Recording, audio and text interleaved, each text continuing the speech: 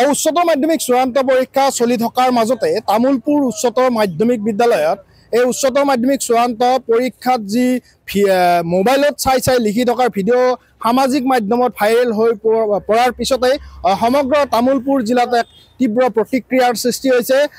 আমি ইতিমধ্যে news 18 Assam north ইষ্টৰ দৰ্শকক কিছু সময় আগতে উল্লেখ কৰিছোঁ যে যোৱা পৰীক্ষাত আচলতে এইখন মোৰ পিছফালে থকা তামোলপুৰ উচ্চতৰ মাধ্যমিক বিদ্যালয় আৰু তামোলপুৰ উচ্চতৰ মাধ্যমিক বিদ্যালয়ৰ উচ্চতৰ মাধ্যমিক চূড়ান্ত শাখাৰ যি ভোকেশ্যনেল অৰ্থাৎ কাৰিকৰী শাখাৰ পৰীক্ষা চলি আছিল আৰু কাৰিকৰী শাখাৰ পৰীক্ষা হলৰ ভিতৰত পৰীক্ষাৰ্থীসকলে মোবাইলত চাই তেওঁলোকে পৰীক্ষাত লিখি আছিল আৰু এই লিখি থকা ভিডিঅ' সামাজিক মাধ্যমত ভাইৰেল হৈ পৰে।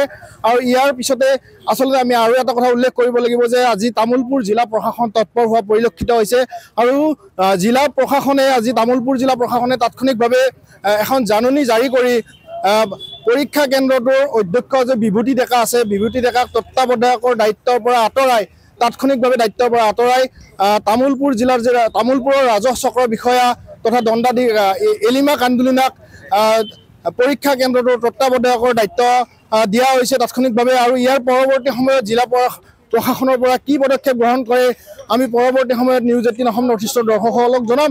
আৰু এই মুহূৰ্তত তামোলপুৰ নিখিল বড়ো ছাত্ৰ সন্থা তামোলপুৰ জিলাৰ কেইবাগৰাকী সদস্য ঘটনাস্থলীত উপস্থিত হৈছে, তামোলপুৰ উচ্চতৰ মাধ্যমিক বিদ্যালয়ৰ সন্মুখত উপস্থিত হৈছে।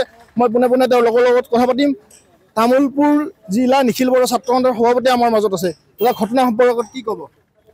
হয়, উচ্চতৰ মাধ্যমিক যি চূড়ান্ত পৰীক্ষা চলি থকা সময়তে আমি দেখিছোঁ যে আমাৰ মোবাইলবিলাকত আমাৰ এটা ভাইৰেল ভিডিঅ', যি ভাইৰেল ভিডিঅ'ত আমি দেখা পাইছোঁ যে মানে পৰীক্ষা হলৰ ভিতৰতে মোবাইল লৈ পেলাই মানে এক্সাম লিখা এইটো আমি দেখিছোঁ। আৰু ইয়াক আমি তামোলপুৰ জিলা নিখিল বড়ো ছাত্ৰ সন্থাই এইটো ঘটনাক আমি তীব্ৰ ভাষাৰে আমি গৰিহণা দিছোঁ। আৰু আমি সকলোৱে জানো আজিৰ যুগ হ'ল আমাৰ গুণগত শিক্ষাৰ যুগ, আজিৰ যুগ হ'ল আমাৰ মানে ছায়েন্স এণ্ড টেকন'লজিৰ যুগ। আৰু এই এনেকুৱা যুগত আমাৰ মানে কিছুমান আমাৰ ছাত্ৰ ছাত্ৰীসকল আছে যি ছাত্ৰ ছাত্ৰীসকলে আমাৰ গুণগত শিক্ষাৰ দ্বাৰা নিজৰ জীৱন গঢ়ি তোলাৰ কাৰণে আপ্ৰাণ তেখেতসকলে চেষ্টা কৰি আছে। আৰু এইটো সময়তে আমাৰ কিছুমান ছাত্ৰ ছাত্ৰীসকল আছে যি ছাত্ৰ ছাত্ৰীসকলে আমাৰ শিক্ষাত কোনো গুৰুত্ব নিদিয়ে পেলাই এনেকুৱা মানে বেয়া মানে কাৰ্যত তেখেতসকলে লিপ্ত থাকে। আৰু এই সময়ছোৱাত আমি চিন্তা কৰিছোঁ, আমি ভাবিবলৈ বাধ্য হৈছোঁ যে আমাৰ এনেকুৱা বেয়া কাৰ্যৰ দ্বাৰাই আমাৰ ভাল সংখ্যক যিখিনি আমাৰ ছাত্ৰ ছাত্ৰীসকল আছে তেখেতসকল মানে জীৱনত এটা বেয়া প্ৰভাৱ পৰিব বুলি আমি চিন্তা আমি কৰিছোঁ। সেয়েহে আমি সকলো ছাত্ৰ ছাত্ৰীসকলক আমি অনুৰোধ জনাব বিচাৰিছোঁ, সকলো ছাত্ৰ ছাত্ৰীয়ে গুণগত শিক্ষা লোৱাত আমি মানে সকলোৱে মানে মনোযোগ দিব লাগে আৰু গুণগত শিক্ষাৰ দ্বাৰা নিজক মানে মানৱ সম্পদ গঢ়ি তুলিব লাগে, এইটো আমি অনুৰোধ জনাইছোঁ।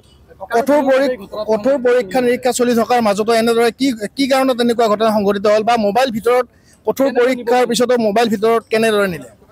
হয়, এইটো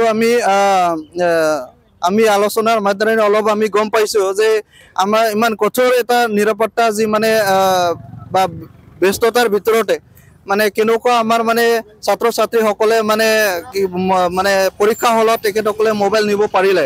আৰু ইয়াত আমি সকলোৱে মানে অৱগত যে যিসকলে ইয়াতে ইনচাৰ্জ আছে আমাৰ পৰীক্ষা কেন্দ্ৰৰ, যিসকলে ইয়াতে মানে এক্সটাৰ্নেল আছে আৰু যিসকলে ইয়াতে মানে ইনভিজিটৰ হিচাপে দায়িত্ব লৈ পেলাই কাম কৰিছিল বা দায়িত্বত আছিলে, তেখেতসকলৰ গাফিলতিৰ কাৰণে এইটো কাৰ্য হ'ব পাইছে বুলি আমি মানে আমি ধাৰণা কৰিছোঁ। ভিডিঅ'টোত এটা কথা স্পষ্ট হৈছে যে নিৰীক্ষকগৰাকীয়ে কৈছে যে কমকৈ লিখা, বেছিকৈ লিখিলে তোমালোকে ধৰা পৰিবা, কমকৈ লিখা। নিৰীক্ষকগৰাকীয়ে নিজে কোৱা কথা অডিঅ'টো বা ভিডিঅ'টোত স্পষ্ট হৈ পৰিছে, কি ক'ব?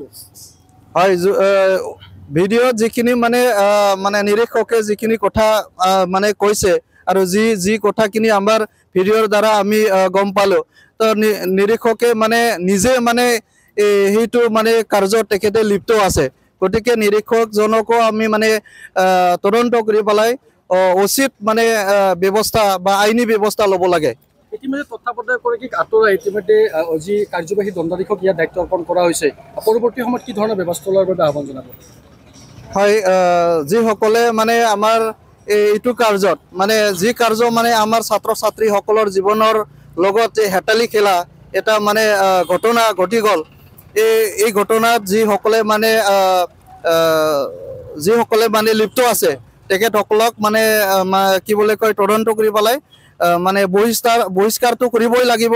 ইয়াৰ পিছতো তেখেতসকলক মানে উচিত তদন্ত কৰি পেলাই মানে আইনীভাৱে ব্যৱস্থা ল'ব লাগিব।